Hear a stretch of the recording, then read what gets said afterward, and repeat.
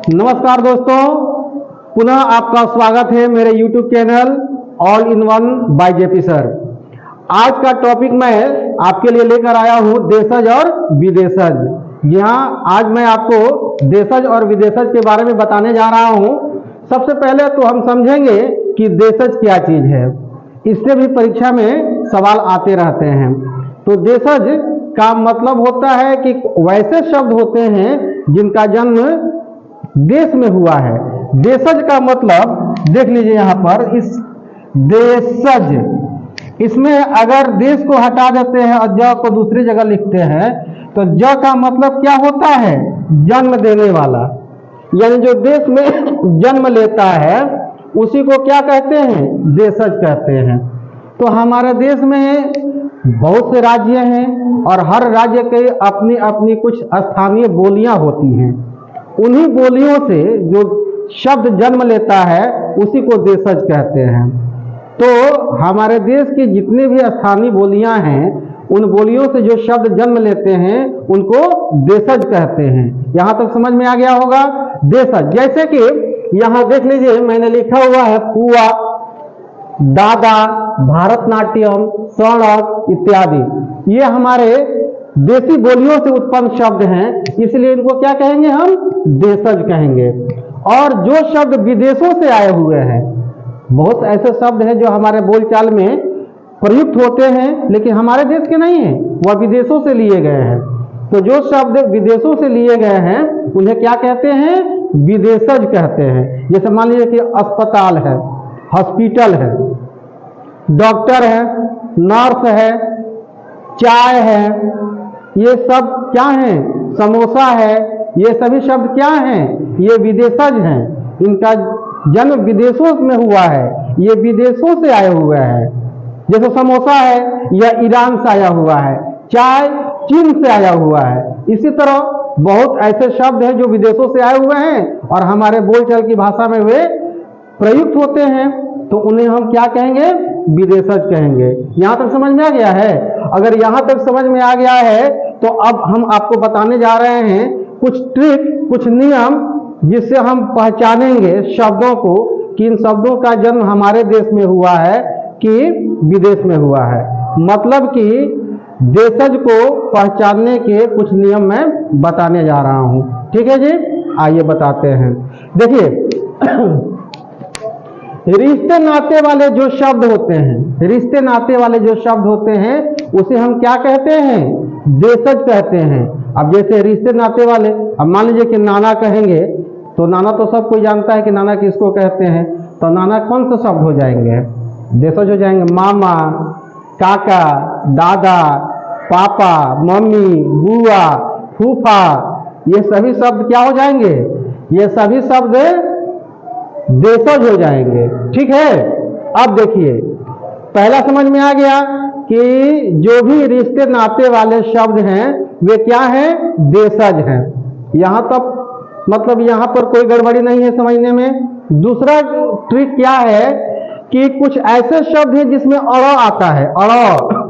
तो अड़ वाले जो शब्द होते हैं ना, अड़ वाले, वे अड़ वाले शब्द क्या होते हैं? देशज होते हैं। कोई भी शब्द ऐसा बोलिएगा या पढ़िएगा जिसमें अड़ आ जाएगा, समझ लीजिए कि वह देशज है। समझ में आ गया? जैसे मान लीजिए कि हम सड़क बोल रहे हैं, सड़क में अड़ आ रहा है तो सड़क क्या हो गया? देशज हो गया। हड़ताल बोल रहे हैं, हड़ताल में अड़ आ रहा है तो हड़ताल क्या हो जाएगा? देशज हो जाएगा। समझ में आ रहा है ना? पूरी है, अड़ आ रहा है तो यह पूरी शब्द क्या हो जाएगा? देशज हो जाएगा। झोपड़ी है, झोपड़ी में भी अड़ आ रहा है तो झोपड़ी भी क्या हो जाएगा? देशज हो जाएगा। समझ में आ रहा होगा? पहाड़ है, ये भी क्या है? देशज है। कुछ और भी शब्द हैं, देखिए यहाँ पर, जैसे कि राबड़ी है, खाने वाला, जिसको हम कहीं कहीं रेवड़ी भी कहा जाता है, तो वह क्या है? देशज है ना जी। कपड़ा है, झापड़ है, पापड़ है, ये सभी के सभी क्या हैं? ये सभी के सभी देशज शब्द हैं। बोलने से ही पता चल जाता है कि ये हमारे देश में जन्म लिए हैं, विदेश से नहीं आए हैं, तो ये देशज हो जाएंगे। क्लियर है? यहां तक समझ में आ गया होगा? ठीक है जी। तीसरा जो नियम है वह नियम क्या कहता है, वह ट्रिक क्या कहता है कि हमारे देश में जितने भी स्थानीय नृत्य हैं, स्थानीय नृत्य, हर जगह का अपना अपना कुछ नृत्य होता है ना।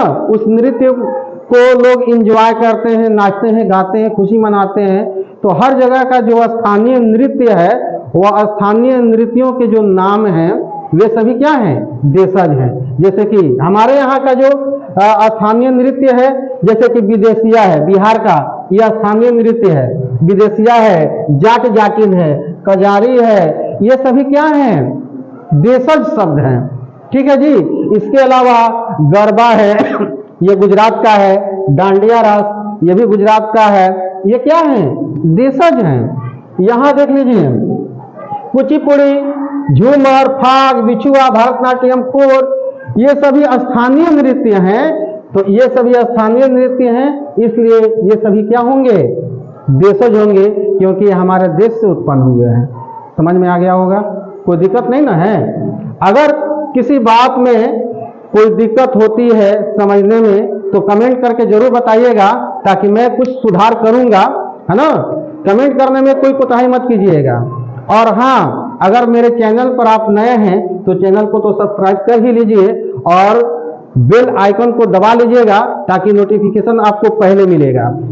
और लाइक और कमेंट करने से हमें ऊर्जा मिलती है, हम ऊर्जावान होते हैं, उत्साहित होते हैं, ताकि और भी सुंदर से सुंदर वीडियो बना सके और आपको और पूरे लोगों को लाभ पहुंच सके। तो इसलिए चैनल को सब्सक्राइब कीजिए, लाइक कीजिए, कमेंट कीजिए।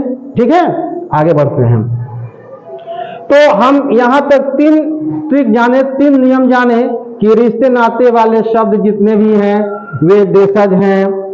जिसके अंत में या जिसमें जिस शब्द में अड़ आता है, अड़ वाले शब्द देशज होते हैं। ठीक है जी। और जो हमारे देश की स्थानीय नृत्य हैं वे भी क्या होते हैं, देशज होते हैं। यहां तक तो कोई दिक्कत नहीं ना है, आगे बढ़िए। स्थानीय पकवान भी होते हैं, जैसे कि हम पर्व त्योहार मनाते हैं तो हर जगह का अपना अपना कुछ पर्व होता है, स्थानीय पर्व होता है, राष्ट्रीय पर्व नहीं, स्थानीय पर्व होता है। उन पर्वों को हम मनाते हैं, पुआ पकवान बनाते हैं, है ना। और तो उन्हीं पकवानों का जो भी नाम होगा ना वह सभी देशज हो जाएंगे। नहीं समझ में आया, मतलब कि हमारे जितने भी स्थानीय पकवान हैं वे सभी क्या होंगे, देशज हो जाएंगे। जैसे देख लीजिए पुआ, है ना, जैसे कि हम लोग होली में बनाते हैं एक पकवान जिसका नाम पुआ है, तो पुआ भी क्या है, देशज है।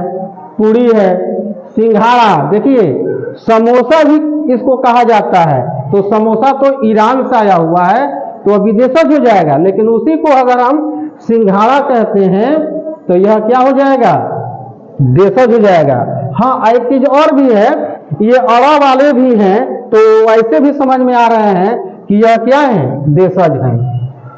डोसा है, ढोकला है, गुलगुला है, राबड़ी है, ये सभी के सभी क्या हैं, पकवान के नाम हैं, इसलिए यह सभी शब्द क्या हैं, देशज हैं। समझ में आ रहा है ना जी। तो समझ में आ रहा है तो आगे बढ़ते हैं हम, ध्यान दीजिए।